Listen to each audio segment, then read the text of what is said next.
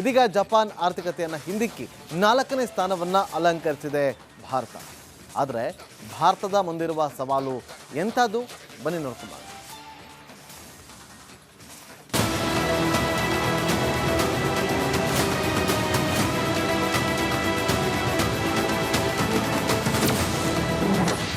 ಹನ್ನೊಂದು ವರ್ಷಗಳ ಹಿಂದೆ 11ನೇ ಸ್ಥಾನ.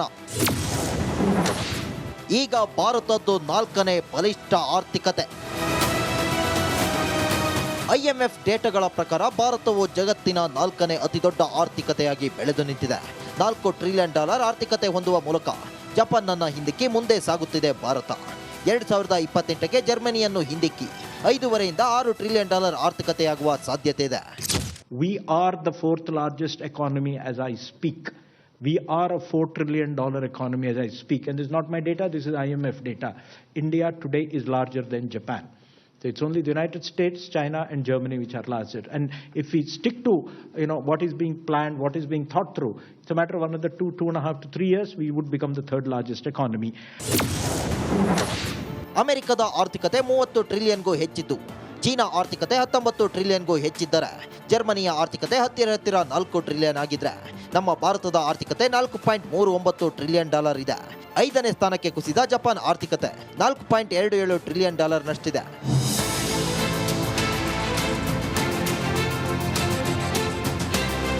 ಹನ್ನೊಂದು ವರ್ಷಗಳ ಹಿಂದೆ ಭಾರತದ GDP ವಿಶ್ವದಲ್ಲೇ 11ನೇ ಸ್ಥಾನದಲ್ಲಿತ್ತು. ಈಗ ಅಮೆರಿಕ, ಚೀನಾ ಹಾಗೂ ಜರ್ಮನಿ ಮಾತ್ರ ಭಾರತಕ್ಕಿಂತಲೂ ಮುಂದಿವೆ. ಜರ್ಮನಿಯ ಆರ್ಥಿಕತೆಯನ್ನು ಭಾರತವು ಮೀರುವುದು ನಿಚ್ಚಳ. ಆದರೆ ಚೀನಾ ಮತ್ತು ಅಮೆರಿಕ ಭಾರತಕ್ಕಿಂತಲೂ ಬಹಳ ಮುಂದಿವೆ. ಮುಂದಿನ 20 ರಿಂದ 25 ವರ್ಷಗಳು ಭಾರತದ ಬೆಳವಣಿಗೆಗೆ ಉತ್ತಮ ಅವಕಾಶ ಇದೆ. ವಾಯು ವೇಗದಲ್ಲಿ ಬೆಳೀತಾ ಇದೆ. ಇದೀಗ ಜಪಾನ್ ಆರ್ಥಿಕತೆಯನ್ನು ಹಿಂದಿಕ್ಕಿ 4ನೇ ಸ್ಥಾನವನ್ನು ಅಲಂಕರಿಸಿದೆ ಭಾರತ. ಆದರೆ ಭಾರತದ ಮುಂದಿರುವ ಸವಾಲು ಎಂಥದ್ದು ಬನ್ನಿ ನೋಡ್ಕೊಂಡು.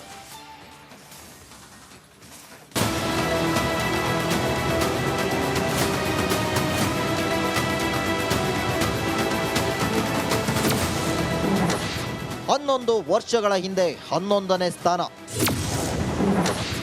ಈಗ ಭಾರತದ್ದು 4ನೇ ಬಲಿಷ್ಠ ಆರ್ಥಿಕತೆ. IMF ಡೇಟಾಗಳ ಪ್ರಕಾರ ಭಾರತವು ಜಗತ್ತಿನ 4ನೇ ಅತಿದೊಡ್ಡ ಆರ್ಥಿಕತೆಯಾಗಿ ಬೆಳೆದು ನಿಂತಿದೆ. $4 ಟ್ರಿಲಿಯನ್ ಆರ್ಥಿಕತೆ ಹೊಂದುವ ಮೂಲಕ ಜಪಾನ್ನನ್ನು ಹಿಂದಿಕ್ಕಿ ಮುಂದೆ ಸಾಗುತ್ತಿದೆ ಭಾರತ. 2028ಕ್ಕೆ ಜರ್ಮನಿಯನ್ನು ಹಿಂದಿಕ್ಕಿ 5.5 ರಿಂದ 6 ಟ್ರಿಲಿಯನ್ ಆರ್ಥಿಕತೆಯಾಗುವ ಸಾಧ್ಯತೆ ಇದೆ. We are the fourth largest economy as I speak. We are a $4 trillion economy as I speak. And this is not my data, this is IMF data. India today is larger than Japan. So it's only the United States, China and Germany which are larger. And if we stick to what is being planned, what is being thought through, it's a matter of another 2.5 to 3 years, we would become the third largest economy. ಅಮೆರಿಕದ ಆರ್ಥಿಕತೆ 30 ಟ್ರಿಲಿಯನ್ಗೂ ಹೆಚ್ಚಿದ್ದು, China ಆರ್ಥಿಕತೆ 19 ಟ್ರಿಲಿಯನ್ಗೂ ಹೆಚ್ಚಿದ್ದರೆ ಜರ್ಮನಿಯ ಆರ್ಥಿಕತೆ ಹತ್ತಿರ 4 trillion ಆಗಿದ್ರೆ ನಮ್ಮ ಭಾರತದ ಆರ್ಥಿಕತೆ $4.39 ಟ್ರಿಲಿಯನ್ ಇದೆ. 5ನೇ ಸ್ಥಾನಕ್ಕೆ ಕುಸಿದ ಜಪಾನ್ ಆರ್ಥಿಕತೆ $4.27 ಟ್ರಿಲಿಯನ್ ನಷ್ಟಿದೆ.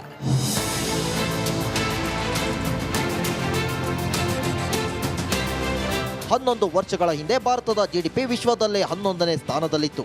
ಈಗ ಅಮೆರಿಕ, ಚೀನಾ ಹಾಗೂ ಜರ್ಮನಿ ಮಾತ್ರ ಭಾರತಕ್ಕಿಂತಲೂ ಮುಂದಿವೆ. ಜರ್ಮನಿಯ ಆರ್ಥಿಕತೆಯನ್ನು ಭಾರತವು ಮೀರುವುದು ನಿಚ್ಚಳ. ಆದರೆ ಚೀನಾ ಮತ್ತು ಅಮೆರಿಕ ಭಾರತಕ್ಕಿಂತಲೂ ಬಹಳ ಮುಂದಿವೆ. ಮುಂದಿನ 20 ರಿಂದ 25 ವರ್ಷಗಳು ಭಾರತದ ಬೆಳವಣಿಗೆಗೆ ಉತ್ತಮ ಅವಕಾಶ ಇದೆ. News desk, republic Kannada. ವಾಯು ವೇಗದಲ್ಲಿ ಬೆಳೀತಾ ಇದೆ.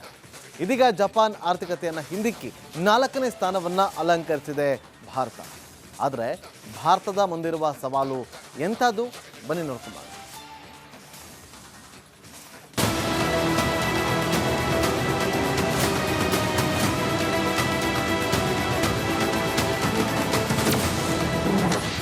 ಹನ್ನೊಂದು ವರ್ಷಗಳ ಹಿಂದೆ 11ನೇ ಸ್ಥಾನ. ಈಗ ಭಾರತದ್ದು 4ನೇ ಬಲಿಷ್ಠ ಆರ್ಥಿಕತೆ. IMF ಡೇಟಾಗಳ ಪ್ರಕಾರ ಭಾರತವು ಜಗತ್ತಿನ 4ನೇ ಅತಿದೊಡ್ಡ ಆರ್ಥಿಕತೆಯಾಗಿ ಬೆಳೆದು ನಿಂತಿದೆ. $4 ಟ್ರಿಲಿಯನ್ ಆರ್ಥಿಕತೆ ಹೊಂದುವ ಮೂಲಕ ಜಪಾನ್ನನ್ನು ಹಿಂದಿಕ್ಕಿ ಮುಂದೆ ಸಾಗುತ್ತಿದೆ ಭಾರತ. 2028ಕ್ಕೆ ಜರ್ಮನಿಯನ್ನು ಹಿಂದಿಕ್ಕಿ 5.5 ರಿಂದ 6 ಟ್ರಿಲಿಯನ್ ಆರ್ಥಿಕತೆಯಾಗುವ ಸಾಧ್ಯತೆ ಇದೆ. We are the fourth largest economy as I speak. We are a $4 trillion economy as I speak. And this is not my data, this is IMF data. India today is larger than Japan. So it's only the United States, China, and Germany which are larger. And if we stick to what is being planned, what is being thought through, it's a matter of another 2.5 to 3 years, we would become the third largest economy. ಅಮೆರಿಕದ ಆರ್ಥಿಕತೆ 30 ಟ್ರಿಲಿಯನ್ಗೂ ಹೆಚ್ಚಿದ್ದು, China ಆರ್ಥಿಕತೆ 19 ಟ್ರಿಲಿಯನ್ಗೂ ಹೆಚ್ಚಿದ್ದರೆ ಜರ್ಮನಿಯ ಆರ್ಥಿಕತೆ ಹತ್ತಿರ 4 trillion ಆಗಿದ್ರೆ ನಮ್ಮ ಭಾರತದ ಆರ್ಥಿಕತೆ $4.39 ಟ್ರಿಲಿಯನ್ ಇದೆ. 5ನೇ ಸ್ಥಾನಕ್ಕೆ ಕುಸಿದ ಜಪಾನ್ ಆರ್ಥಿಕತೆ $4.27 ಟ್ರಿಲಿಯನ್ ನಷ್ಟಿದೆ.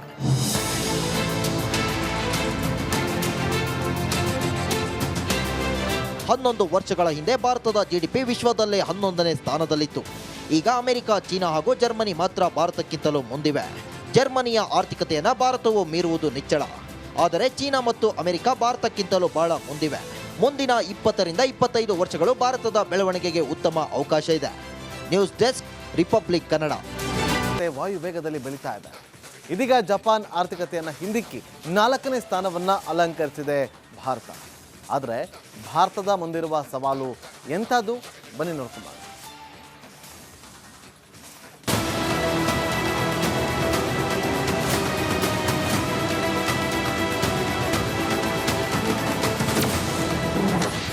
11 ವರ್ಷಗಳ ಹಿಂದೆ 11ನೇ ಸ್ಥಾನ.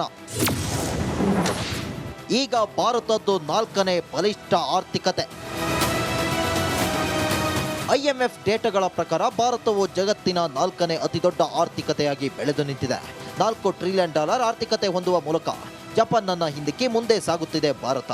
2028ಕ್ಕೆ ಜರ್ಮನಿಯನ್ನು ಹಿಂದಿಕ್ಕಿ 5.5 ರಿಂದ 6 ಟ್ರಿಲಿಯನ್ ಆರ್ಥಿಕತೆಯಾಗುವ ಸಾಧ್ಯತೆ ಇದೆ. We are the fourth largest economy as I speak. We are a $4 trillion economy as I speak. And this is not my data, this is IMF data. India today is larger than Japan. So it's only the United States, China, and Germany which are larger. And if we stick to what is being planned, what is being thought through, it's a matter of another 2.5 to 3 years, we would become the third largest economy.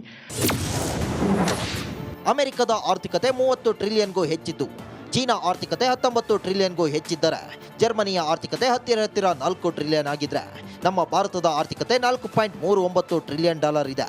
5ನೇ ಸ್ಥಾನಕ್ಕೆ ಕುಸಿದ Japan ಆರ್ಥಿಕತೆ $4.27 trillion ನಷ್ಟಿದೆ.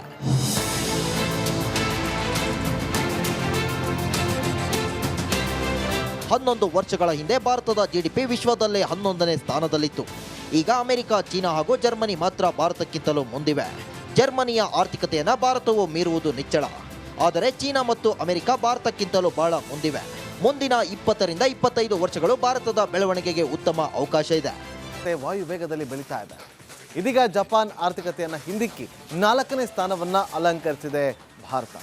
ಆದರೆ ಭಾರತದ ಮುಂದಿರುವ ಸವಾಲು ಎಂಥದ್ದು? ಬನ್ನಿ ನೋಡ್ಕೊಂಡು.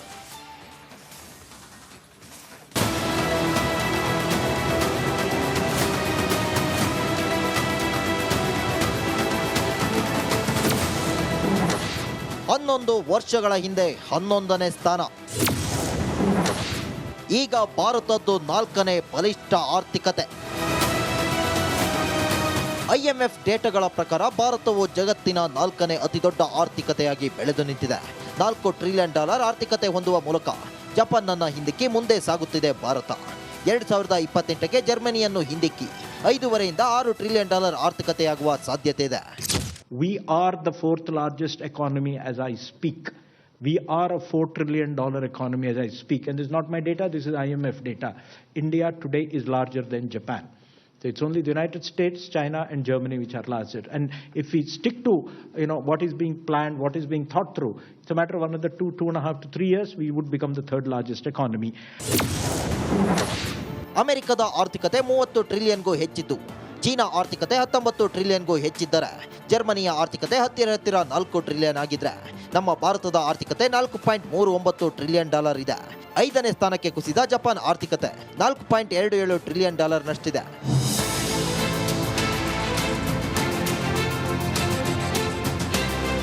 ಹನ್ನೊಂದು ವರ್ಷಗಳ ಹಿಂದೆ ಭಾರತದ ಜಿಡಿಪಿ ವಿಶ್ವದಲ್ಲೇ 11ನೇ ಸ್ಥಾನದಲ್ಲಿತ್ತು. ಈಗ ಅಮೆರಿಕ, ಚೀನಾ ಹಾಗೂ ಜರ್ಮನಿ ಮಾತ್ರ ಭಾರತಕ್ಕಿಂತಲೂ ಮುಂದಿವೆ. ಜರ್ಮನಿಯ ಆರ್ಥಿಕತೆಯನ್ನು ಭಾರತವು ಮೀರುವುದು ನಿಚ್ಚಳ. ಆದರೆ ಚೀನಾ ಮತ್ತು ಅಮೆರಿಕ ಭಾರತಕ್ಕಿಂತಲೂ ಬಹಳ ಮುಂದಿವೆ. ಮುಂದಿನ 20 ರಿಂದ 25 ವರ್ಷಗಳು ಭಾರತದ ಬೆಳವಣಿಗೆಗೆ ಉತ್ತಮ ಅವಕಾಶ ಇದೆ. News desk, republic Kannada. ವಾಯು ವೇಗದಲ್ಲಿ ಬೆಳೀತಾ ಇದೆ. ಇದೀಗ ಜಪಾನ್ ಆರ್ಥಿಕತೆಯನ್ನು ಹಿಂದಿಕ್ಕಿ 4ನೇ ಸ್ಥಾನವನ್ನು ಅಲಂಕರಿಸಿದೆ ಭಾರತ. ಆದರೆ ಭಾರತದ ಮುಂದಿರುವ ಸವಾಲು ಎಂಥದ್ದು? ಬನ್ನಿ ನೋಡ್ಕೊಂಡು.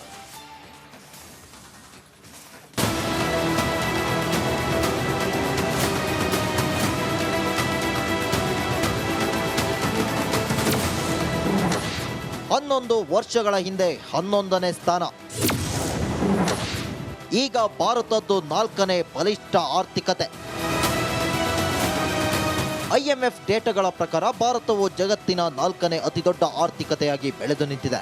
$4 ಟ್ರಿಲಿಯನ್ ಆರ್ಥಿಕತೆ ಹೊಂದುವ ಮೂಲಕ ಜಪಾನ್ನನ್ನು ಹಿಂದಿಕ್ಕಿ ಮುಂದೆ ಸಾಗುತ್ತಿದೆ ಭಾರತ. 2028ಕ್ಕೆ ಜರ್ಮನಿಯನ್ನು ಹಿಂದಿಕ್ಕಿ 5.5ರಿಂದ $6 ಟ್ರಿಲಿಯನ್ ಆರ್ಥಿಕತೆಯಾಗುವ ಸಾಧ್ಯತೆ ಇದೆ.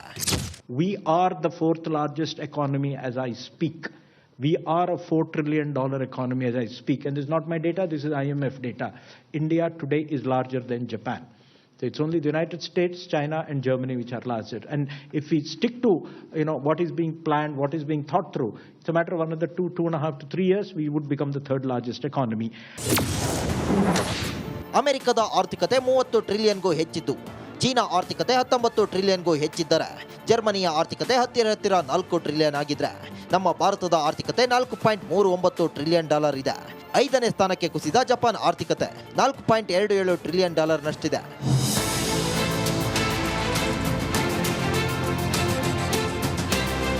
ಹನ್ನೊಂದು ವರ್ಷಗಳ ಹಿಂದೆ ಭಾರತದ GDP ವಿಶ್ವದಲ್ಲೇ 11ನೇ ಸ್ಥಾನದಲ್ಲಿತ್ತು. ಈಗ ಅಮೆರಿಕ, ಚೀನಾ ಹಾಗೂ ಜರ್ಮನಿ ಮಾತ್ರ ಭಾರತಕ್ಕಿಂತಲೂ ಮುಂದಿವೆ. ಜರ್ಮನಿಯ ಆರ್ಥಿಕತೆಯನ್ನು ಭಾರತವು ಮೀರುವುದು ನಿಚ್ಚಳ. ಆದರೆ ಚೀನಾ ಮತ್ತು ಅಮೆರಿಕ ಭಾರತಕ್ಕಿಂತಲೂ ಬಹಳ ಮುಂದಿವೆ. ಮುಂದಿನ 20ರಿಂದ 25 ವರ್ಷಗಳು ಭಾರತದ ಬೆಳವಣಿಗೆಗೆ ಉತ್ತಮ ಅವಕಾಶ ಇದೆ. News desk, republic Kannada.